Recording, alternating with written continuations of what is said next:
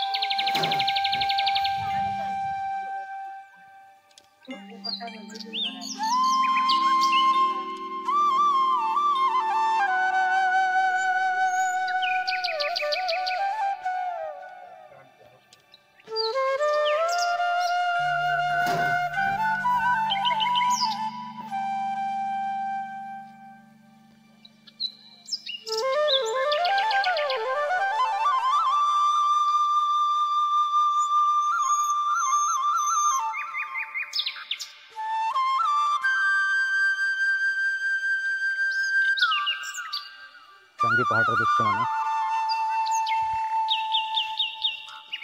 देखी पड़े स्वयं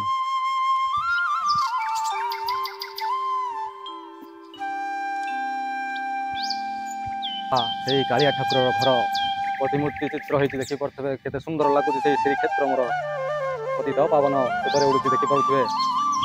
विचित्र लीला से महाप्रभुंर जोठी भी देखिए से महाप्रभुंर मंदिर प्रतिछवि आपण आखि आगे उंकी मारू थाए सेपटे देखी पारे से माँ राधाराणी सहित प्रभु श्रीकृष्ण को भली रासरे अच्छा आहा कड़े विचित्र देखा जुगल मूर्ति देखी पारे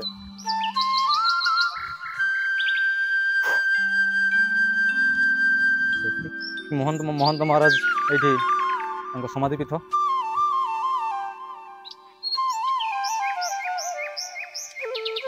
गांगी जोटा कि गांगी पहाड़ कहते विचित्र लीला ये माँ जी पर्वत आम समस्त जानी था समुद्र जुआर आसता है नदी में जुआर आसता है किंतु ये स्वतंत्र अलग पर्वत उपर जुआर आसूची माँ ये विचित्र लीला देखी पड़े से महाभारत पौराणिक कथा ये माँ ये विराट अच्छा पर्वत शिखर में ये भी जुआर आसे आपण आसतु एटिकी थे आसतु आपण मानसिक नहीं कि आसतु आप मानसिक निहाती जा बाबा कहते पत्थर भितर गछ ये देखुए पत्थर कूलिया लटा भली लंबी फूल भी फुटी आप देखी पारे सप्तफेणी फूल भी फुटी एपटे देखी पारे पत्थर खोल को भाई गछ सब पत्थर को जमीक हरा हरा कर रखी कि गोटा सबुज रंग पत्थर कलर को सबुज रंग कर रखी ये देखी पारे पर्वत शिखर में गछ जेहेतु कि माटी आम जानी साधारणतः माटी गछ होता है किंतु ये स्वतंत्र अलग पत्थर गछ देखी पड़ते पत्थर कंदर गछ बाहरी से कमती आकृति को छाई कर रखी खरा दिन भी ये बहुत परिमाण ठंडा हुए आसतु ए जगह को थे आसतु आप जापर ए जगार मूल्य कौन अच्छी कौन ना आपले जापर गांगी पहाड़ बोली ना रे परिचित अच्छी ए पहाड़ गांगी पहाड़ ना रे परिचित अच्छी कहीं ऊपर माँ गंगा विराजमान होती अच्छा जेहेतु कि पूर्णमी संक्रांति दिन जुआर आसे से गंगा माता जो पर्वत उपर जुआर आसे आपण जानते पर्वत रे जुआर गांगी पर्वत ये कथा आपणकर आसे महाभारत रु जिते आपणकर शांतनु विवाह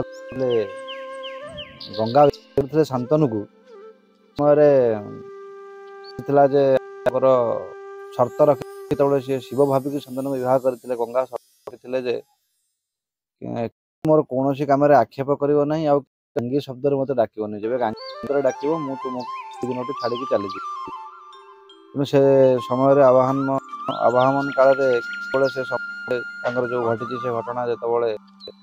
ପ୍ରତିହତ କରିଛନ୍ତି ଡାକିଛନ୍ତି ସେଇ ସମୟରୁ ତାର ପୌରାଣିକ କାରଣ ଥିବାରୁ ଏଠି ଗୁପ୍ତ ଗଙ୍ଗା ଅଛି। ତେଣୁ ସେଇ ହିସାବରେ ଆବାହମାନ କାଳରୁ ଗାଙ୍ଗୀ ନାମରେ ନାମିତ ହେଇ ରହିଯାଇଛି ଆଉ। ମାଳିକା କଥା ଉପରେ ଆପଣଙ୍କର ଆସେ ପଦ୍ମକଳ୍ପରେ ଗୁପ୍ତ ପଦ୍ମକଳ୍ପରେ କିଛି ଲେଖା ଆସେ ଯିଏକି ଅନେକଙ୍କର ସମାଗମ ହବ ଯଜ୍ଞ ହବ ଆଉ ଯେତେବେଳେ ପ୍ରଳୟ ସେ କାଳରେ ସମସ୍ତ ଗଲା ପରେ କାଳରେ ସମସ୍ତ ଗଲା ପରେ ମତରେ ଭାସିବ ବୁଡ଼ି ବୁଡ଼ିକି ପାହାଡ଼ରେ ପ୍ରମାଣ ମିଳେ।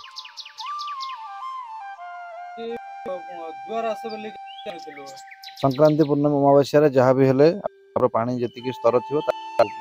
ନିଶ୍ଚିତ।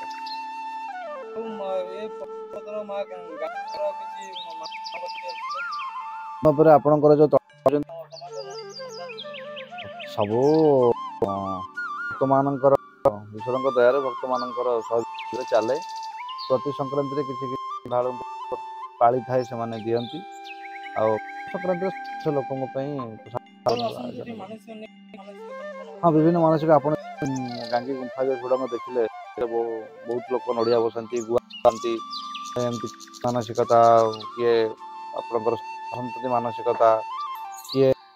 ସମସ୍ୟା ବହୁତ ସମସ୍ୟା ପୂର୍ଣ୍ଣ ହୁଏ ପୂଜା ପାଠ କରିକି